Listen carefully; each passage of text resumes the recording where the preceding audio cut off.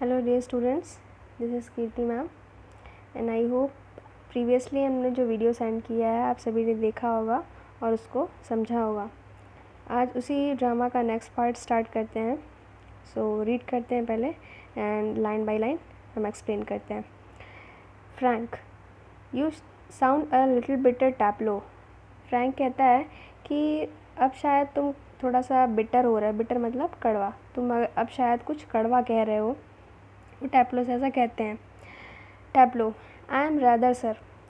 Sir वो Taplow जो है वो फ्रैंक से कहते हैं कि सर शायद ऐसा ही है। फ्रैंक, कैट इन ए, एक क्वेश्चन करते हैं वो उससे कि क्या स्कूल में देर तक रोकने की वजह से ऐसा कुछ है।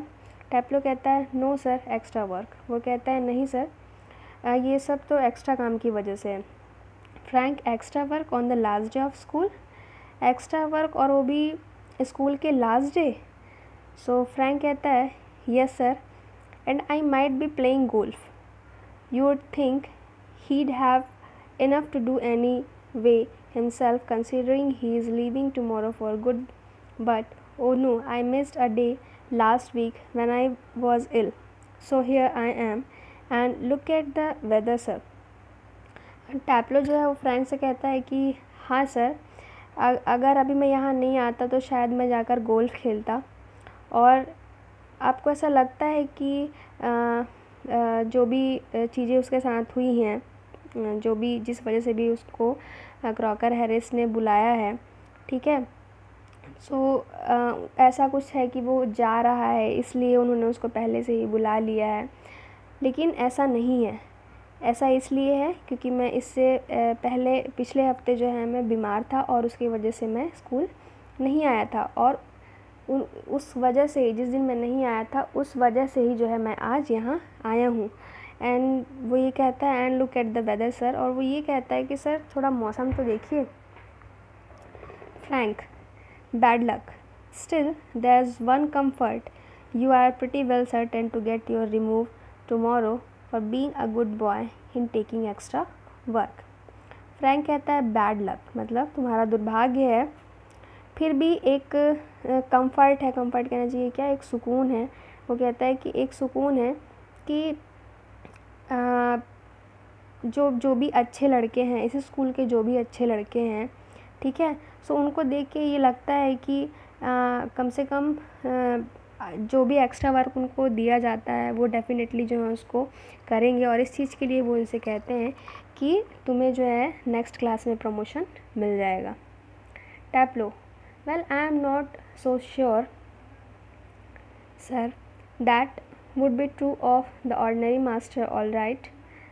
They just would not dare not to give a chap a remove after taking extra work, but those sort of rules don't apply to the Mr. Crocker Harris. I asked him yesterday outright if he'd given me a remove, and do you know what he said sir?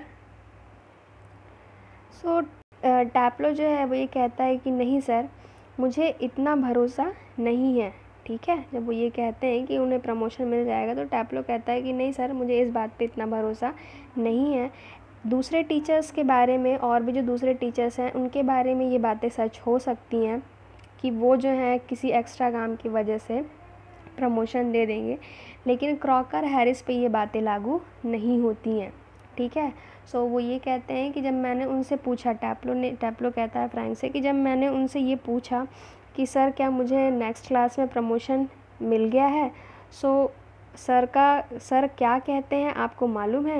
ये टैप्लो Frank से कहता है कि उन्होंने क्या कहा आपको मालूम है। फ्रैंक, नो वॉट, नहीं मुझे तो नहीं पता, क्या कहा बताओ। टैप्लो, imitating a very gentle, rather throaty voice, my dear Taplo, I have given you exactly what you deserve, no less and certainly no more. Do you know, sir, I think he may have marked me down rather than up for taking extra work. I mean, the man's hardly human.